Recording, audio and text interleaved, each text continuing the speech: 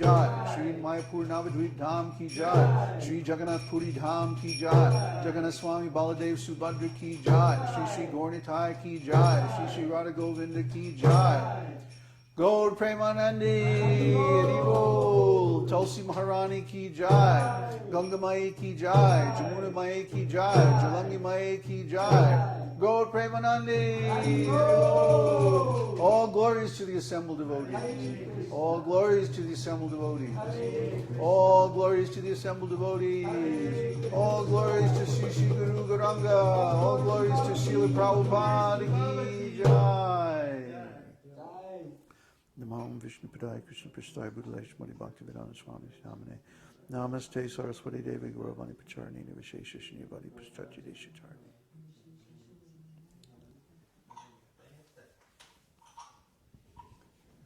So, welcome to another Sunday Satsang program with your levels.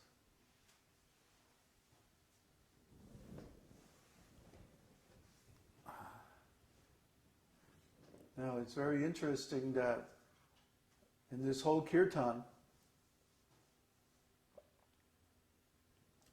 you get the levels.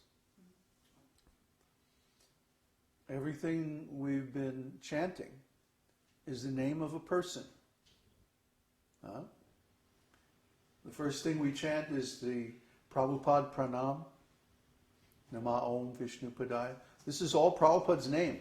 Vishnu Padaya Krishna Prasthaya, Om Vishnu Pad Paramahamsa Parivrajaka Ācārya Asatara Sata Shri Shri Mad, His Divine Grace A.C. Bhaktivedanta Goswami Maharaj.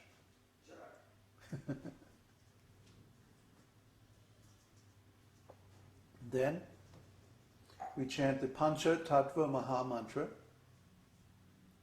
śrī-kṛṣṇa-caitanya, prabhu-nityānanda, śrī-advaita, gadādhara, śrīvāsādi-gaura-bhakta-vṛnda. These are all personalities. Lord Kṛṣṇa Chaitanya Mahāprabhu came 500 years ago in Bengal, accompanied by his expansion, Lord Nityananda, his incarnation, Lord Advaita, his energy, Gadādhara Prabhu, and his devotee, Śrīvāsādi Prabhu. And they are all incarnations, they're all expansions, they're all persons, personalities, eternally. And then we chant the Mahā-mantra, Hare Krishna, Hare Krishna, Krishna Krishna, Hare Hare, Hare Ram, Ram Ram, Hare Hare. And of course, these are all names of Radha and Krishna. So, everything we're chanting, everything we're doing, everything we're worshipping is about a person. And we also teach our students and disciples that the spirit soul is an eternal person. The person in the body remains the same, even though the body is changing. From birth to childhood, to youth, to grown up, to old age, the body is changing, but the person in the body remains the same. So whenever we talk about spiritual life, we are talking about persons, personalities, people with identities, spirit souls, whether they are jivas, individual spirit souls, or whether they are personality of Godhead, or his expansions or incarnations, they are all persons. How could we be persons if God isn't a person? It's not possible. So today we're talking about śrī-advaita. He's the third member of the Pañca-tattva. Pañca-tattva means 5 truths. So when we chant the Pañca-tattva Mahā-mantra, śrī-kṛṣṇa-caitanya, prabhu-nityānanda, śrī-advaita, gadādhara, śrīvāsādi-gaura-bhakta-vṛnda. Then śrī-advaita is the third member of the Pañca-tattva. Lord Chaitanya appeared in 5 features. Pañca-tattva, 5 truths. 5 ontological personalities.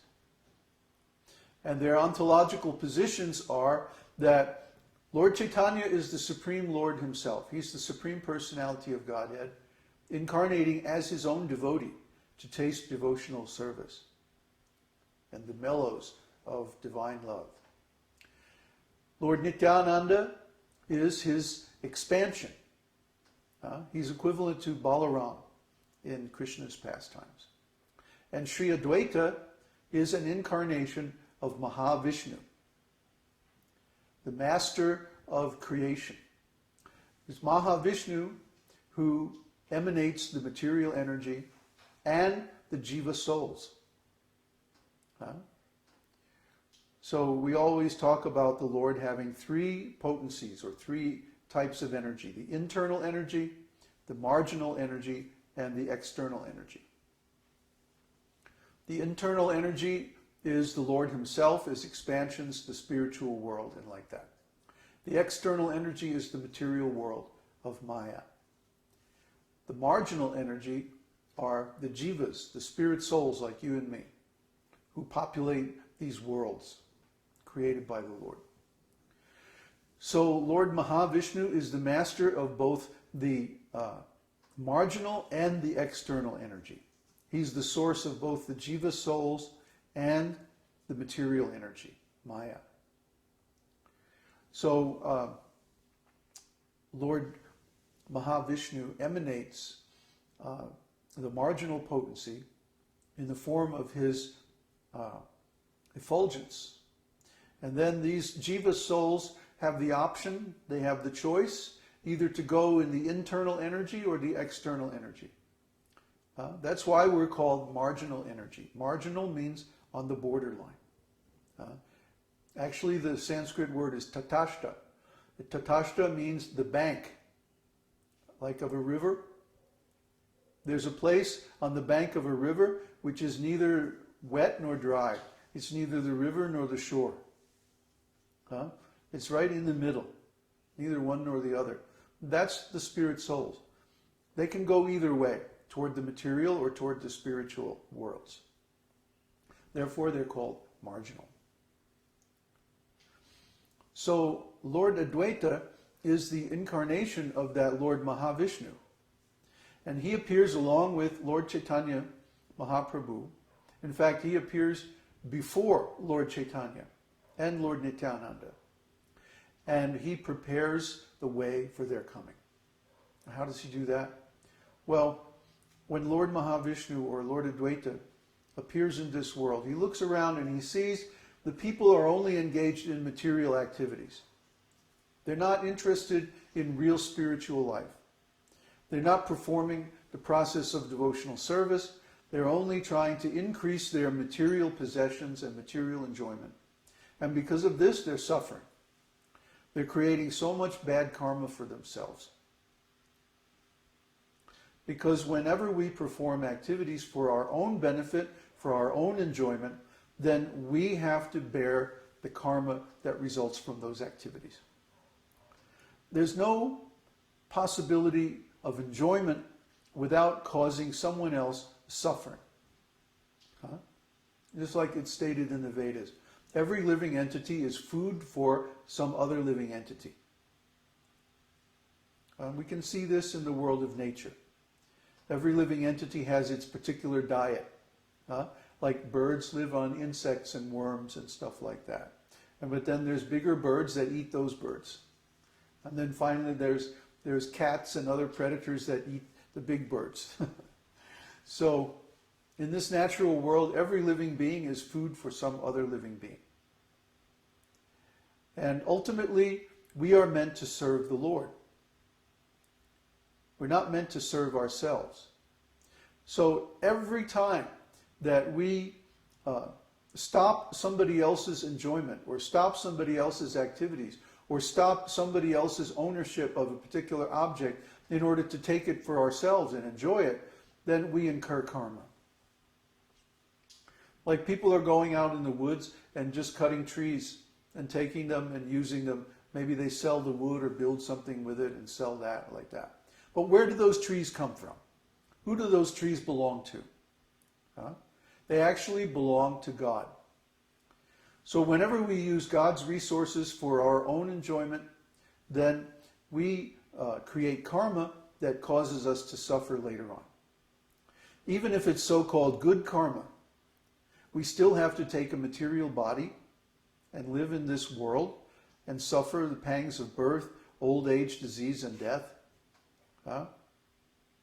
So even if we get good karma, we still have to suffer in order to enjoy the results.